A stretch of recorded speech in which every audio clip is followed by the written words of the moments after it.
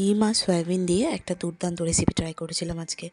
তো প্রথমে সয়াবিনটাকে আমি সেদ্ধ করে আদা রসুন পেস্ট দিয়ে আর নুন দিয়ে মাখিয়ে আধা ঘন্টা রেখে দিয়েছি। এইবারে একটা মিক্সিং জারের মধ্যে চারমগজ, কাজু বাদাম, টক দই আর 1 চামচ মতো পোস্ত একসাথে পেস্ট করে নিয়েছি।